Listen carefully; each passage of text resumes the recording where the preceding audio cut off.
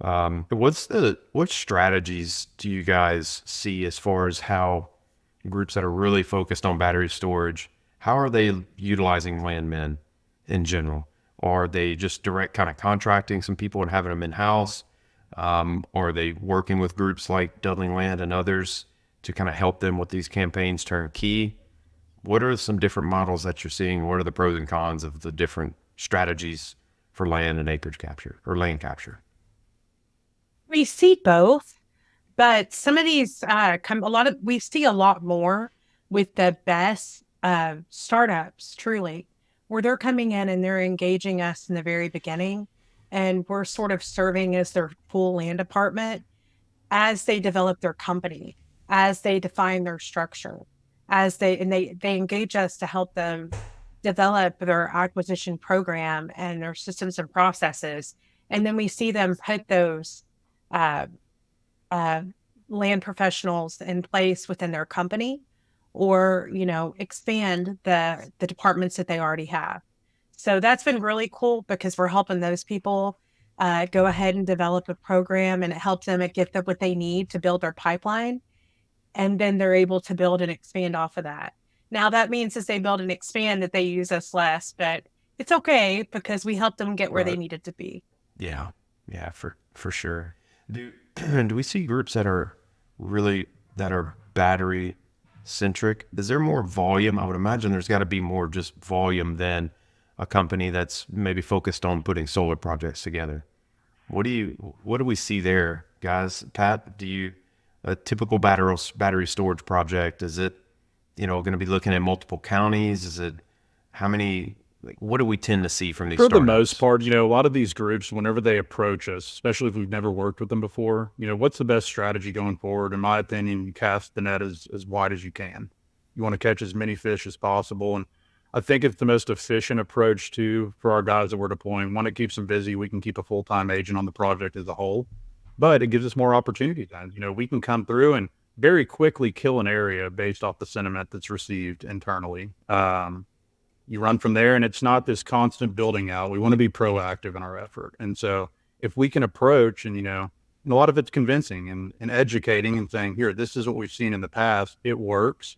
Let's cast that net and let's go approach, 4 or 5 different counties if possible. I do think that's the best approach there rather than trying to hone in on one specific area. Now, once you kind of drill that in, you say, okay, there is some interest here. We can work in this.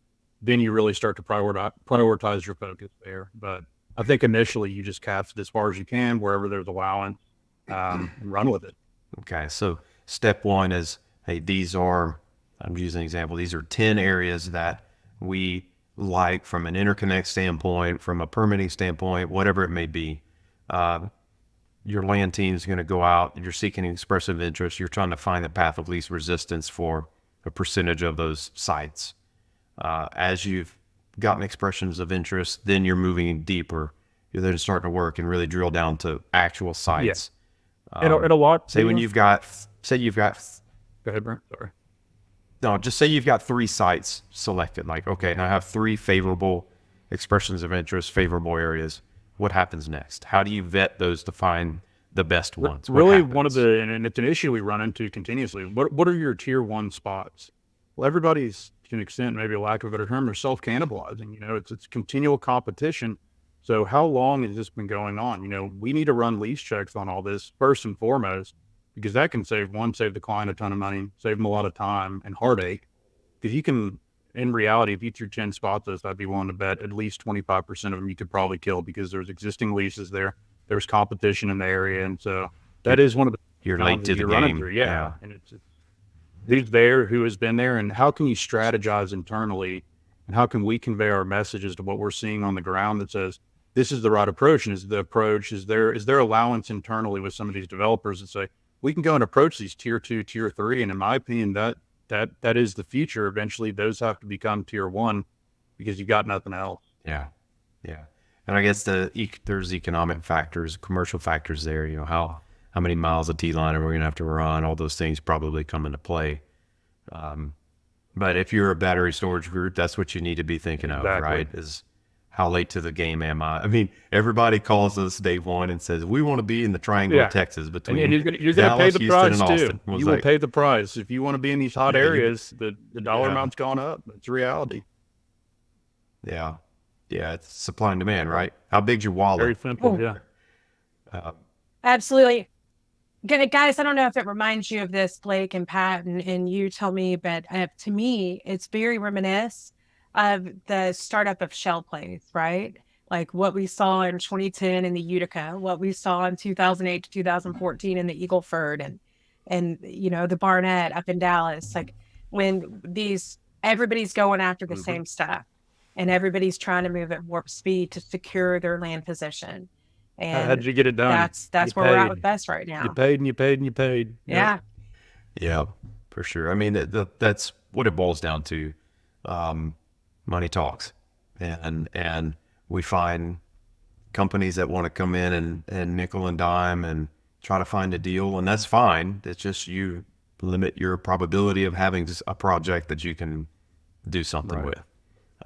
And I think that's always the big thing that is important for a landman. If you're a landman and you're working a battery storage project or you're running a project and you're dealing with a client that's maybe new to your area, maybe they've put projects together in another state. Now they're working and, they've got you doing a battery storage in Mississippi.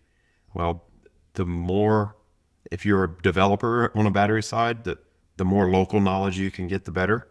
You want to be outreach. You want to try to figure out, okay, where's the price point?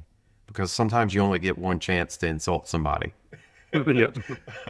and or Not the one, truth. you know what I mean? I mean, I hate to think negative like that, but you really have to think about that. Sometimes you have one chance. You sit down with someone and they say, well, what are you paying? And if you throw some weak number out there, well, then sometimes it's hard to call back and get an audience. Or you waste time hitting 10, 15, 20, 50 different owners and throwing a low ball number out there that's not going to get you any traction. Well, then you've wasted time and you've lost some credibility, and maybe your competition is out there. So kind of that first week, 2, 3 weeks of working in a new area really needs to be focused on, was like, where do we need to be commercially? The price All point's right, let's different. talk about that time waste, because that brings up the whole time waste principle brings up a really good uh point. There are a lot of things that happen in the beginning of these best acquisitions that at this juncture in these hot areas are a complete waste of time, um, in my opinion. And some of those I think are the mass bulk mail outs. Everybody's getting hit up right now. They're getting calls. They're getting too many spam calls. They're not answering numbers they don't know. They're throwing mail away. If they're getting hit up every day. And so how are you going to set yourself apart? How are you going to be different? What Yeah. are you going to do to be able to get these folks' attention? And that's where it comes to the talent of the landmen on your team, making sure that they're getting in front of these people, that they're researching, they're getting in front of the decision makers, if it's a trust or if it's a large family, and really drilling down and forming those personal relationships, building the trust with those landowners so that you can get things contracted quicker. We've gotten to the point now where we're skipping over all of the semantics and just going straight to traditional old land work and face to face conversations.